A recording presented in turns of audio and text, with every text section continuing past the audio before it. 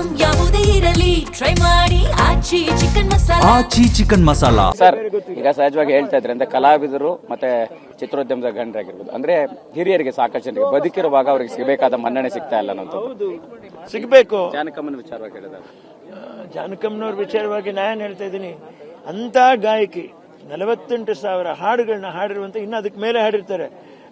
ಒಂದು ಅಂದಾಜಿನ ಲೆಕ್ಕ ಅದು. ಆದರೆ ಅವ್ರು ಮಾಡಿರೋ ಸಾಧನೆಗೆ ಇಲ್ಲೇ ಬಾಳಿ ಬದುಕಿದಾರಲ್ಲ, ಇವತ್ತು ಗುರುತಿಸಿದ್ರಲ್ಲ, ಇದು ಶ್ರೇಷ್ಠ.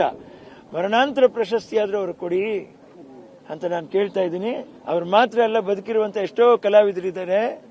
ಕಾಮಿಡಿ ಲಕ್ಷ್ಮೀದೇವಿ ಅವರಿದ್ದಾರೆ, ಶ್ರೀನಾಥ್ ಅವರಿದ್ದಾರೆ, ಆಮೇಲೆ ಅದ್ವಾನ್ ಲಕ್ಷ್ಮೀದೇವಿ ಅವರಿದ್ದಾರೆ. ಎಲ್ಲೇ ಇರಲಿ ಅವರು ಕರೆದು ಗುರುತಿಸಬೇಕಾಗಿದ್ದು ನಮ್ಮ ಕರ್ತವ್ಯ. ಹರಿಣಿ ಅವರಿದ್ದಾರೆ. ದಯವಿಟ್ಟು ಹುಡುಕ್ಬಿಟ್ಟು ನೀವುಗಳೇ ಅದನ್ನ ಮಾತಾಡ್ಸಿ ಸರ್. ಖಂಡಿತ. ಈಗ ಇದೆಲ್ಲದರ ಜೊತೆಗೆ ಅಂದ್ರೆ ಅಕ್ಷರ ಸಹ ಮಗನ ರೀತಿ, ಅಂದ್ರೆ ಅಮ್ಮನ ಸಂಬಂಧದ ರೀತಿ ಭಾವುಕರಾದ್ರಿ, ಕಣ್ಣೀರಿಟ್ರಿ. ಅಂದ್ರೆ ಜಾನಕಮ್ಮ ಅಂದ ತಕ್ಷಣ ನಿಮ್ಮ ಇಡೀ ಜರ್ನಿಲಿ ಆಗಿರ್ಬೋದು, ನಿಮ್ಮ ಕುಟುಂಬಕ್ಕಾಗಿರ್ಬೋದು, ಯಾವ ರೀತಿ ನೆನಪುಗಳು ಚಿಗುರೊಳಿತೆ ಅಂತ? ಒಂದು ವೇಳೆ ಸುಮ್ಮನೆ ಆದ್ರೂ ತುಣುಕಾಡ್ರಿ ಅಂತ ಹೇಳಿದ್ರೆ ಅದೇನಾದ್ರೂ ಬಂದಿದ್ರೆ ಶ್ರೇಷ್ಠ ಆಶೀರ್ವಾದದಿಂದ ಬಂದಿರ್ಬೇಕಷ್ಟೇನೆ. ಏನು ಕಲ್ತು ಇಲ್ಲ, ಮಾಡೂ ಇಲ್ಲ. ಭಾಗಪ್ಪಾಡೋಯ್ಯ, ಚೆನ್ನಾಗಿ ಹಾಡು ಹಾಡ್ತೀರಾ ನೀವು, ಯಾಕೆ ಅಂತ ಸುಮ್ಮಂತ ವಾಯ್ಸು. ಏನಮ್ಮ ನೀವು ಈ ತರ ಹಾಡ್ತಿರಲ್ಲ, ಹೇಗಮ್ಮ ಇದು ವಾಯ್ಸ್? ದೇವ್ರು ಕೊಟ್ಟಿರೋದು. ಅಂದ್ರೆ ಅಮ್ಮ ಇದ್ದಾಗ, ಅಂದ್ರೆ ಪರ್ಟಿಕ್ಯುಲರ್ ಆಗಿ ಲೀಲಾವತಿ ಅಮ್ಮ ಇದ್ದಾಗ ಅದರ ಜೊತೆಗಿನ ಅವರ ಅಭ್ಯಾಸ ಏನ್ರಿ ಸರ್? ವಿನಯ್ ಸರ್, ಅದೇ ಅಮ್ಮ ಇದ್ದಾಗಿನ ದಿನಗಳನ್ನ ಅವ್ರ ಜೊತೆಗಿನ ಒಡನಾಟವನ್ನ ಕೇಳೋದಾದ್ರೆ? ಒಡನಾಟ ನನ್ನ ತಾಯಿಯವರು ಬದುಕಿದ್ರೆ ಕೇಳ್ಬೋದ್ರಿ. ಅವರು ಹೇಳುವಷ್ಟು ಅಂದವಾಗಿ ಯಾರು ಹೇಳಕ್ಕಾಗಲ್ಲ. ಇಲ್ಲಿ KJ ಕುಮಾರ್ ಅವರಿದ್ರು, ಸರಿನ್ರಾ? ಇನ್ನೊಬ್ರು